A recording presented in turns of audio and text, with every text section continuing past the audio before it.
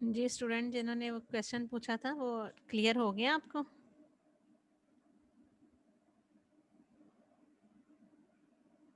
Yes ma'am.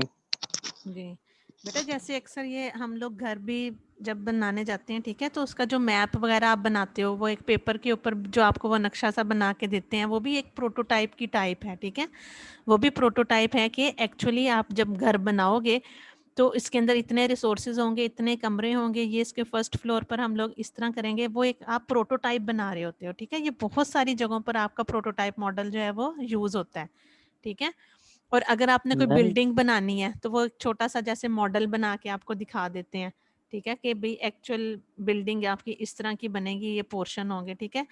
तो ये prototype जो है काफ़ी ज़्यादा इस्तेमाल होते हैं हमारे। जी student, any other question? Ma'am ये जो हमारा प्लानिंग और एनालिसिस फेज होता है एसटीएलसी में, जी तो जी वो यही सेम प्रोटोटाइप नहीं होता मैम? बेटा, प्लानिंग के अंदर भी ये चीज़ आपकी आ सकती है, ठीक है, क्योंकि इसके भी जो आप फेजेस देखो, मैंने उसमें आपको कम्युनिकेशन का एक फेज बताया ना प्रोटोटाइपिंग में, तो वो आप क्या कर रहे हो, रिक्वायरमेंट्स को ही गैदर कर रहे हो ना। फिर उसके बाद कम्युनिकेट के बाद आप उसको क्या कर रहे हो, अपने कस्टमर को दिखा रहे हो, उसको एवेलुएट कर रहे हो, ठीक है।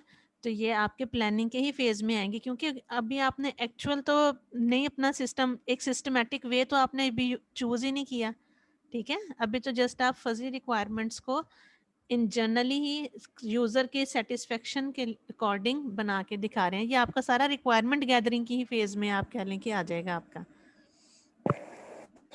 चलें, thank you so much ma'am. जी वेलकम बेटा। So now come towards the rapid application development. जो हमारा नेक्स्ट मॉडल है वो है रैड, ठीक है। It is a type of incremental model. In RAD model, the components or functions are developed in parallel as if they were mini projects, ठीक है। पहले मैं आपको इसकी डायग्राम शो करवाती हूँ ताकि आपको अंडरस्टैंड करने में इजी हो, ठीक है। अब हम लोग जो रैड हमारा मॉडल है उसके अंदर अब हम क्या कर रहे हैं कि अपना जो हमारा ओवरऑल जो सिस्टम है उसको हम डिफरेंट फेजेस में डिवाइड कर रहे हैं, ठीक है। जैसे हम लोगों ने एक कंपोनेंट एक टीम को दे दिया, दूसरा कंपोनेंट दूसरी टीम को दे दिया, तीसरा कंपोनेंट एक टीम 3 को दे दिया, ठीक है। तो आपने क्या किया, अपने एक जो आपका बिगर प्रोजेक्ट है उसको स्मॉल स्मॉल कंपोनेंट्स में आप डिवाइड करते हो, और हर कंपोनेंट के ऊपर एक आप कंप्लीट एक टीम बिठाते हो, ठीक है, जो कि उस कंपोनेंट को फुली डेवलप करके देगी आपको, ठीक है।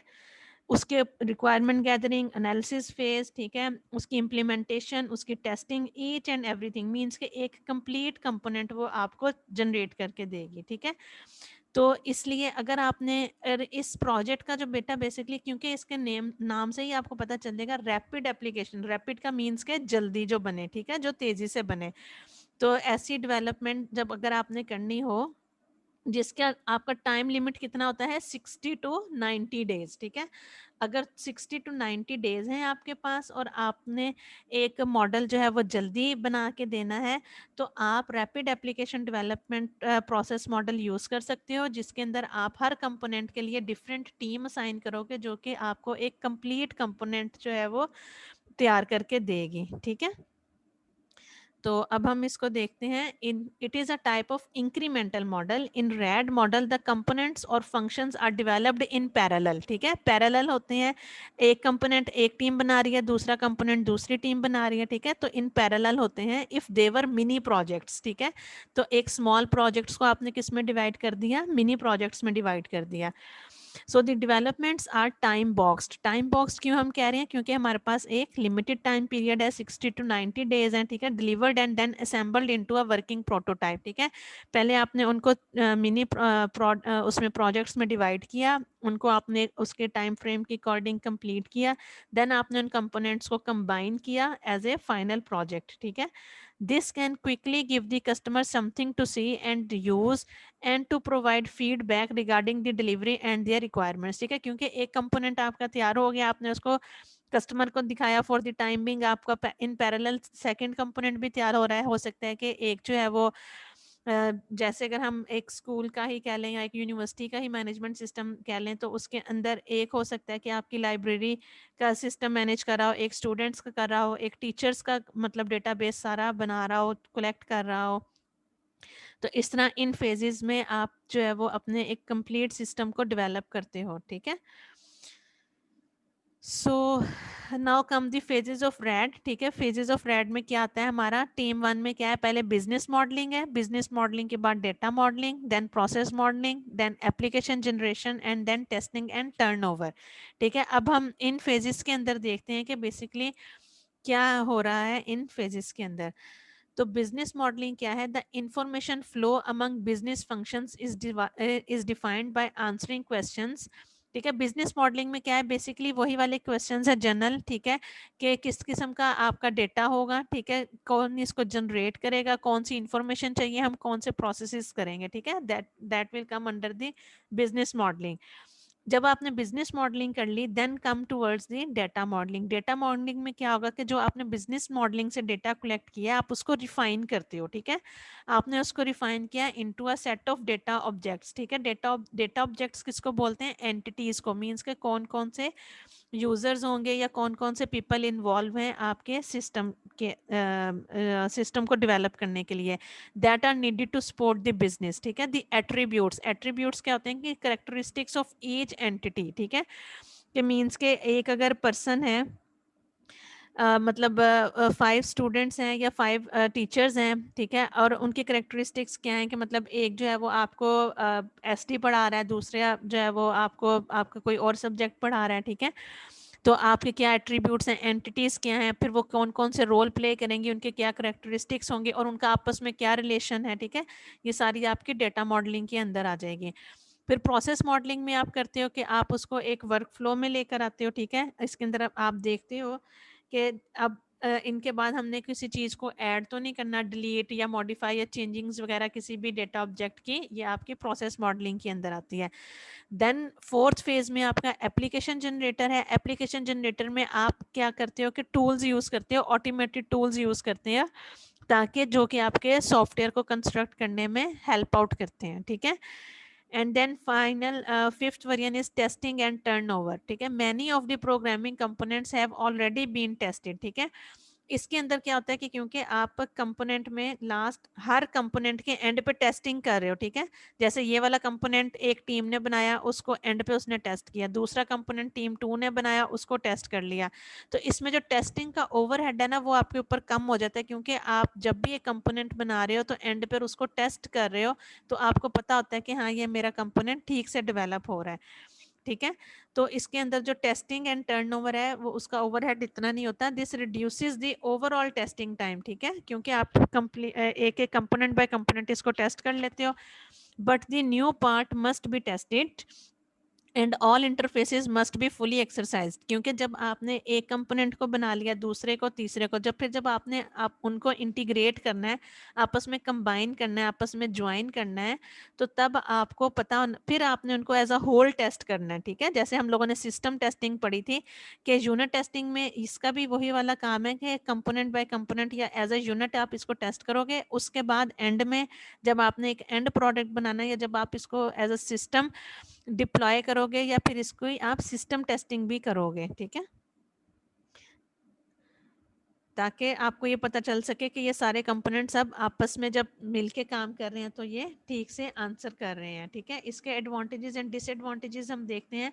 This model is flexible for change, ठीक है, क्योंकि इसके अंदर आपने एक कंपोनेंट बनाया, ठीक है, अब ये नहीं कि उसके ऊपर ही अगला कंपोनेंट डिपेंड कर रहा है, ठीक है। ये इसलिए फ्लेक्सिबल है क्योंकि हर प्रोसेस जो है वो इन पैरेलल काम कर रहा है, ठीक है। तो अगर कोई चेंजेस आती हैं तो आप उनको इजीली इनकॉर्पोरेट कर सकते हो। इट रिड्यूस्ड डेवलपमेंट टाइम, ठीक है। अच्छा, डेवलपमेंट टाइम क्यों इसमें रिड्यूस हो रहा है, anyone in the class? Ma'am 3 teams हैं, तो जब ज्यादा लोग मिलकर वर्किंग करेंगे तो अप्रोक्सीमेटली टाइम तो रिड्यूस होगा time as reduce, compare to one team. जी बिल्कुल। अच्छा, इसके अलावा it increases the reusability of features, ठीक है। इससे क्या मुराद लेते हैं आप, रीयूजेबिलिटी किस तरह हो सकती है, it increases the ma'am reusability of features.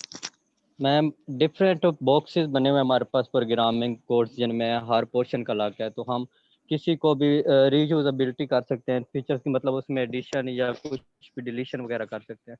अच्छा, रीयूजेबिलिटी का बेटा मतलब ये है कि अगर आपने एक सिस्टम बनाया है, ठीक है, एक कंपोनेंट को आपने अलहदा से तैयार किया है, अगर आप एक दूसरा सिस्टम बनाने जा रहे हो, ठीक है, तो उसके अंदर हो सकता है कि आपके पहले सिस्टम का कंपोनेंट भी काम आ सके, तो आप उसको, क्योंकि वो एक अलहदा से कंपोनेंट था, तो उसको आप यूज़ कर सकते हो। रीयूजेबिलिटी आपकी अदर सॉफ्टवेयर्स में भी उसकी हो सकती है, क्योंकि वो डिपेंडेंट नहीं है, उन्होंने पैरेलली काम किया है और एक फंक्शन जो है वो पूरा प्रोवाइड कर रहा है, ठीक है।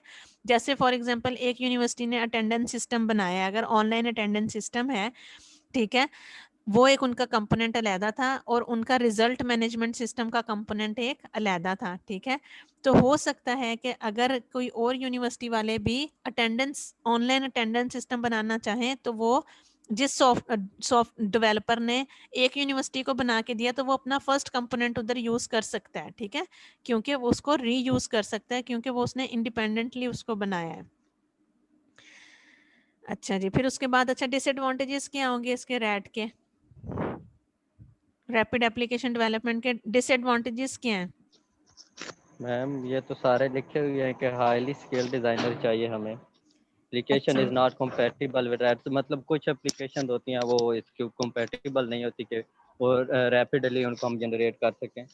उसके बाद smaller projects can not use the red model, ये सिर्फ हमारे पास जिसमें बड़े प्रोजेक्ट के लिए हम यूज़ कर सकते हैं, स्मॉलर प्रोजेक्ट में हम रैड मॉडल को नहीं यूज़ कर सकते। On high technical risk it's not suitable, कि अगर आपके पास टेक्निकल रिस्क आई है, अगर आपके पास प्रोफेशनल लोग नहीं है, तो ये आप रैड यूज़ नहीं कर सकते। रिक्वायर यूज़र इन्वायरमेंट, मतलब हर स्टेप पे हमें यूज़र की इन्वॉल्वमेंट चाहिए होती है, वो चेक करता है कि प्रॉपर से हमारा सिस्टम बिल्ड हो रहा है या नहीं। अच्छा ठीक है बेटा, कुछ पॉइंट्स को आपने ठीक बताया, लेकिन जैसे अब ऑन हाई। मैम जी जी। मैम हमने पहले बताया कि ये इसके एडवांटेज में कि ये इसके एक ये टीम वर्क में ये काम होता है इसके रैट के अंदर। तो जी। उसके डिसएडवांटेज के अंदर मैं बताया कि हाई स्किल डिजाइनर, तो अगर टीम वर्क में डिजाइन हो रहा है तो उसका एडवांटेज है, तो वो क्या हाई स्किल डिजाइनर में नहीं आएगा? तो इसका डिसएडवांटेज में हम इसको स्किल डिजाइनर में लेके जा रहे हैं कि इसको हमें रिक्वायर है कि हाई डिजाइनर चाहिए इसमें। और अच्छा दूसरी बात लास्ट वन ये मैम, अगर अगर स्किल डिज़ाइनर है रैड में, तो हमें वो पहले टेक्निकली स्किल नहीं है, जिसके लिए हमें बहुत ज़्यादा रिस्क है, जो डिसएडवांटेज में लेके जा रहे हैं कि on the high technical risk है जो सूटेबल नहीं होगा इसके लिए। अच्छा ये बेटा, प्लीज यही बता चीज़ मैं दीजिए। बताने लगी हूँ कि जो आपने इसको हमने डिसएडवांटेज में क्यों लिखा है, इसलिए मैंने पहले आपसे पूछा है, ताकि मैं आपकी अंडरस्टैंडिंग चेक कर सकूं। तो इसको बेटा हम इसलिए लिख रहे हैं क्योंकि हम टीमिंग में वर्क कर रहे हैं। अगर तो हमने एक देखें, हमने इधर रिसोर्सेज के सेंस में ये बात हो रही है कि टीम ए के लिए भी हमें हाईली स्किल्ड डिजाइनर्स चाहिए, टीम बी के लिए भी, टीम सी के लिए भी, ठीक है। वैसे तो हमें हाईली स्किल्ड डिजाइनर चाहिए ही हैं हम अपने सॉफ्टवेयर को या अपने प्रोडक्ट को डेवलप करने के लिए। तो जहां हमें एक चाहिए और रैड में हमें कितने चाहिए होंगे, 3 या 4, ठीक है। तो ये इसका एक डिसएडवांटेज है इन टर्म्स ऑफ रिसोर्सेज, ठीक है, कि हमने जहां पर बाकी प्रोसेस मॉडल्स में एक स्किल्ड सॉफ्टवेयर डिजाइनर या एक हमने स्किल्ड टेस्टर लेना था, एक हमने स्किल्ड प्रोग्रामर लेना था या कोडर लेना था, तो एज कंपेयर टू रैड हमें 3 लेने पड़ रहे हैं, क्योंकि हर हमने अपना कंपोनेंट जो बनाना होगा उसको हमने अच्छे तरीके से ही बनाना है, ताकि वो अकॉर्डिंग टू द रिक्वायरमेंट्स हो। तो इसलिए इन टर्म्स ऑफ रिसोर्सेज हमें यहाँ पर जो हाईली स्किल्ड डिजाइनर्स हैं वो ज्यादा चाहिए होंगे। क्लियर है बेटा अब ये बात आपको कि क्यों हमने इसको डिसएडवांटेज में लिखा है? यस मैम, जी। Thanks a lot ma'am. जी बेटा। तो all application is not compatible with the RAD, ठीक है। अच्छा, अब कंपेटिबिलिटी का जो इशू है ना, वो जैसे अगर आप देखो कि एक चीज़ होती है वो एंड्रॉयड के ऊपर आप चला रहे होते हो और एक आप आईओएस के ऊपर चला रहे होते हो। आईओएस किसका ऑपरेटिंग सिस्टम है? एप्पल का, ठीक है। तो हो सकता है कि अगर इन लोगों ने आपस में ठीक से कम्युनिकेट नहीं किया कंपोनेंट्स बनाते हुए, तो लास्ट पे जब आपने उस चीज़ को इम्प्लीमेंट करना है, तो जिस जगह के ऊपर या जिस आप कंप्यूटर के ऊपर कह लो या जिस उसको ऑपरेटिंग सिस्टम के ऊपर आप इम्प्लीमेंट करने जा रहे हो वो उसके साथ कंपैटिबल ही ना हो। ठीक है, आपने एक कंपोनेंट आपस में ठीक से कम्युनिकेट नहीं किया, उन्होंने कहा भाई ये तो iOS के ऊपर चल रहा है लेकिन ये एंड्रॉयड के ऊपर तो चल ही नहीं रहा। ठीक है, तो इसलिए जब आपने कंपोनेंट्स में काम किया तो उनकी कंपैटिबिलिटी को ज़रूर देखना होता है। ठीक है, तो बाज़ का ऐसा ना हो कि वो आप लोग कंपोनेंट तो वो एज अ कंपोनेंट तो ठीक काम कर रहा है, लेकिन जब आप उसको एक्चुअल इम्प्लीमेंट करने जा रहे हो तो वो वहां पर इम्प्लीमेंट ना हो सके ड्यू टू इट्स प्लेटफॉर्म। ठीक है, तो इसलिए एक्सक्यूज मी हमने मैम, कहा था टेक्निकल रिस्क इसका टेक्निकल रिस्क जो है वो हाई होता है, इट्स नॉट सूटेबल। ठीक है, तो इसलिए इसका डिसएडवांटेज में हमने ये चीज देखी। जी बेटा।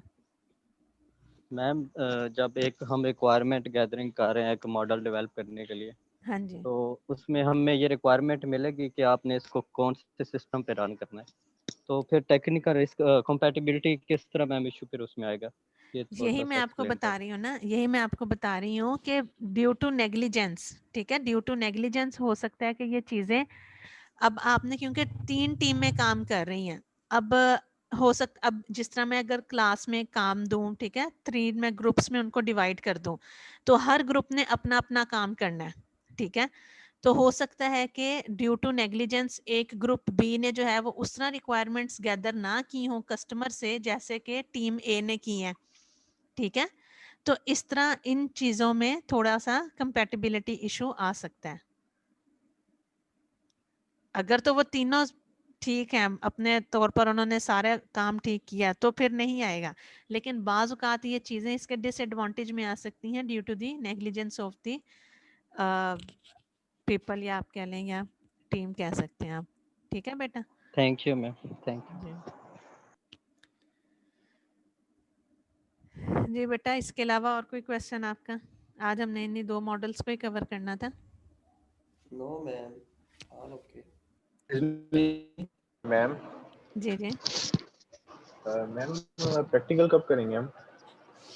बेटा, प्रैक्टिकल हम इंशाल्लाह करेंगे, ये आपके मॉडल्स जब हमारे कवर हो जाएंगे ना, उसके बाद आपका HTML का कोर्स आ रहा है। ठीक है, इसके अलावा आपके दूसरे UML डायग्राम्स हैं, तो उनके प्रैक्टिकल्स हैं आपके, तो इंशाल्लाह वो मैं आपको फिर स्टार्ट करवाऊंगी। अभी हम ये मॉडल्स को कवर कर लें, देन हम मूव करेंगे प्रैक्टिकल की तरफ। अच्छा मैम, प्रैक्टिकल उस तरह तो नहीं होंगे ना जिस तरह बाकी टीचर्स ने कराए थे, लूप्स और वेरिएबल डिक्लेरेशन वाली? क्या मतलब लूप्स और वेरिएबल डिक्लेरेशन?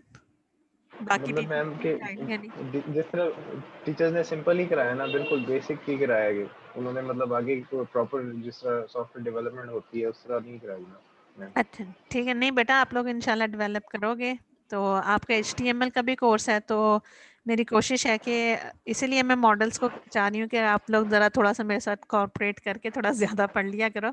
तो स्टूडेंट्स कहने लग जाते हैं कि मैम नहीं ये कोर्स बहुत ज़्यादा है, तो इंशाल्लाह हम उन चीज़ों को भी कवर करेंगे ज़रूर, प्रैक्टिकली आप करेंगे उन चीज़ों को, HTML को आपकी वेबसाइट एक छोटी सी डेवलप करेंगे आप लोग, ताकि आप लोगों को चीज़ें प्रैक्टिकली तौर पर भी, आप टेक्निकली तौर पर भी आ सकें।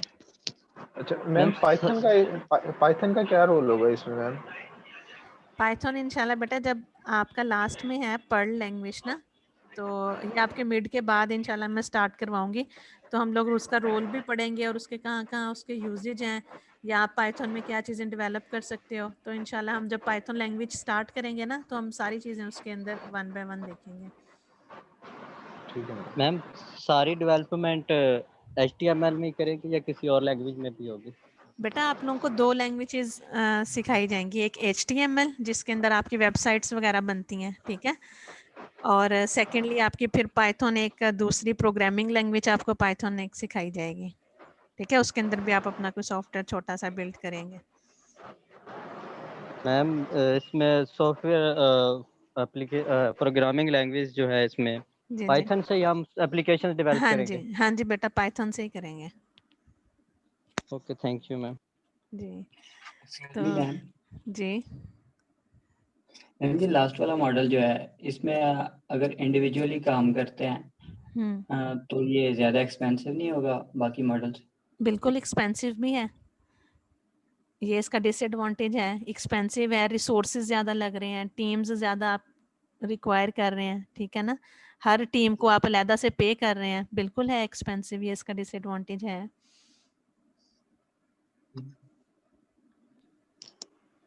मैम लेकिन टाइम भी तो कम कंज्यूम हो रहा है, जहाँ हमने 1 साल में सॉफ्टवेयर डेवलप करना है वहाँ पे हम 2 माह में या 90 दिन में कर रहे हैं। यही बात है ना, यही बात है बेटा, हर चीज़ का कुछ एडवांटेज है एंड कुछ डिसएडवांटेज है। एडवांटेज ये कि आप लोग शॉर्ट टाइम में कर रहे हो, डिसएडवांटेज ये कि अगर शॉर्ट टाइम में एक चीज़ करनी है और अच्छे तरीके से करनी है तो उसके ऊपर रिसोर्सेज तो ज़्यादा लगेंगे, कॉस्ट तो फिर लगेगी।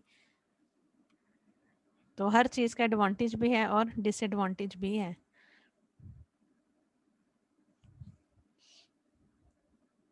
जी क्लास क्विज कैसा हुआ था आपका?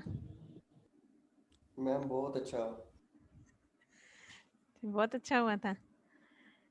अच्छा तो फिर मार्क्स शेयर कर दूं आप लोगों के साथ? जी मैम कर दें। कर दे मैम। अच्छा वेट कीजिए ज़रा।